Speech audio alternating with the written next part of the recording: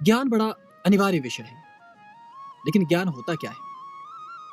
ज्ञान के बिना हमारी संपूर्ण यात्रा ही व्यर्थ हो जाएगी। इसलिए यदि कोई ये कहे कि ज्ञान योग व्यर्थ है और ज्ञान योग से श्रेष्ठ कोई योग है, तो वो झूठ होगा।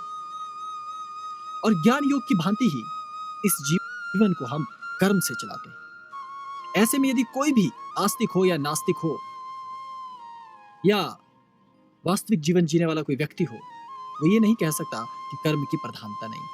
इसलिए कर्म योग को ना मानने वाले या कर्म योग को कम आंकने वाले या उसको एक तराजू में जब तोला जाता है तो कम कहने वाले भी मूढ़ ही प्रतीत होते हैं।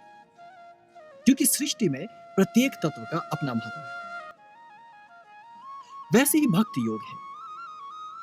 भक्त की आंख और भक्त का हृदय निराला है। मान लीजिए एक भक्त कहता है कि मैंने बाजार में चलते हुए एक आदमी को देखा और मुझे उसके अंदर भगवान दिखाई दिया, तो आप उसको चैलेंज नहीं कर सकते, क्योंकि कोई साइंस का लॉ ये साबित नहीं कर पाएगा, कोई मैथ ये साबित नहीं कर पाएगा कि वो भगवान नहीं है। क्योंकि भक्त की भक्ति का मापदंड ही नहीं है। वो कह दे कि पत्थर में भगवान है तो मानना पड़ता है, वो कह दे मैंने आकाश में भगवान को देखा, मानना पड़ता है। भक्तों के कारण ही तो कभी कभी अंधविश्वास बहुत ज्यादा फैल जाता है, क्योंकि लोग कहते हैं कि मुझे अमुक गुरु में भगवान दिखता है, अमुक गुरु हमारा नारायण का अवतार है, अमुक गुरु शिव का अवतार है, अमुक गुरु अमुक देवी देवता का अवतार है।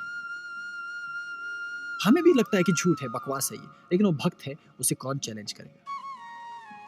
ये समझने के लिए भक्त होना पड़ता है आपको। हाँ, हालांकि भक्त कभी कभी अंध भी हो जाते हैं और वहां जाकर हमें आपत्ति भी होने लगती है, लेकिन बिना भक्ति के भी कोई कहे भक्ति योग व्यर्थ की चीज है, झूठ है, अंधविश्वास है, इसे त्याग दो, तो भी ये बुरा होगा। इसी प्रकार योग की अनेकों विधाएं हैं।